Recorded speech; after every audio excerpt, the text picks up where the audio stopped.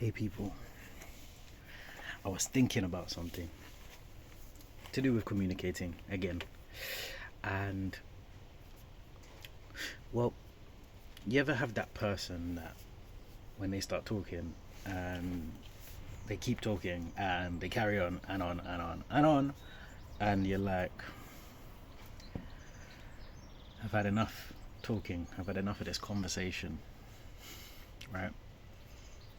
Now put yourself in a situation, in a position where that person is someone that you really, really love, you're really attracted to, you're really connected to. There's a deep connection there between you and that person. How much more willingness do you have to listen to what they have to say? What does that mean? The value of what is being shared with us is determined by the value that we put on it.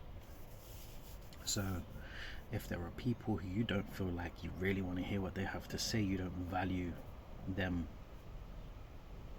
what they have to share in the same way, but isn't that like a judgment of some sort? Or is that us using our discernment and setting healthy boundaries? Or is a healthy boundary a boundary that we put in place to avoid discomfort and inconveniences? I mean, I don't know.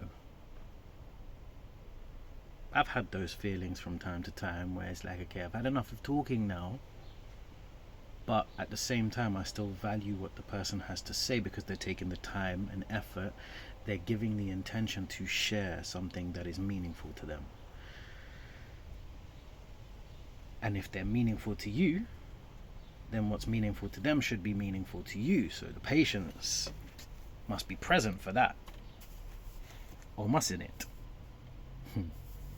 For me personally, what I've liked to perceive it as now is everyone's input, everyone's words, everyone's value is the same as mine. No one is above me or below me. We are all equal, we're all on the same level.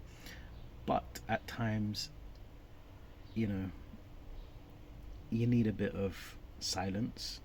So you set a healthy boundary and you just let the person know, hey, look, I feel like I need a bit of time to myself. You have your time to yourself, and then when you don't feel like you want to have time to yourself, then you're willing to share it with that person. You might even want to just spend time with someone specific.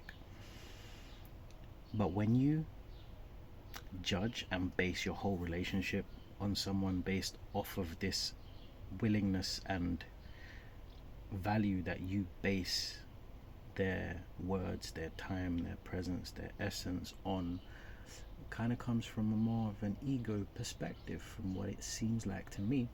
Because like, if God, if the creator, if Buddha, if Jesus, if all of these people, right, have time for everyone, it's because they put the same value on them as they do for themselves. I know we're supposed to put ourselves first and make sure we're good and in balance before we interact with people on a deep level, or even on a day-to-day basis. If you're not centered within yourself, a day-to-day basis can be overwhelming. It can be like draining. It can feel draining, right?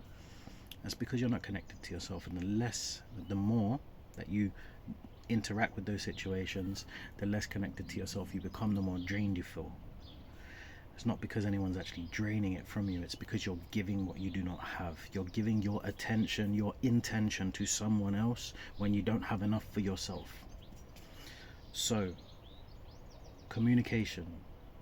I think we value others' perspectives because everyone is a student and everyone is a teacher. And you may think, believe, or have a perspective that somebody else has no input for you and your lessons and your perspectives that you go through and learn through in life. You can learn from a 5-year-old, and you can learn from a 55-year-old. And you can learn from a 555-year-old if they've written something and you look back at it.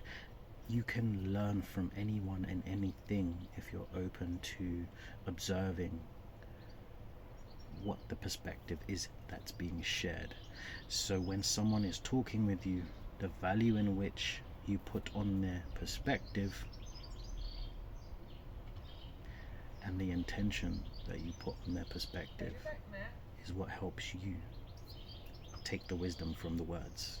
And sometimes there's no wisdom from the words. It's just a opportunity for you to learn to develop more patience and understanding and acceptance for other people. So that's something I've been exploring. I see people getting fed up of listening to others. I've experienced it myself, but it's not the way that I choose to be. So, and I see how it could benefit my relationships, and I've witnessed how it benefits my relationships by doing so. It's not easy to do it with everybody. There's some situations, some connections, some relationships that are requiring you to be more present with yourself in the interactions. But it's all just an opportunity for that self-awareness, self-realization, improved communication, improved relationships. Yeah. Peace.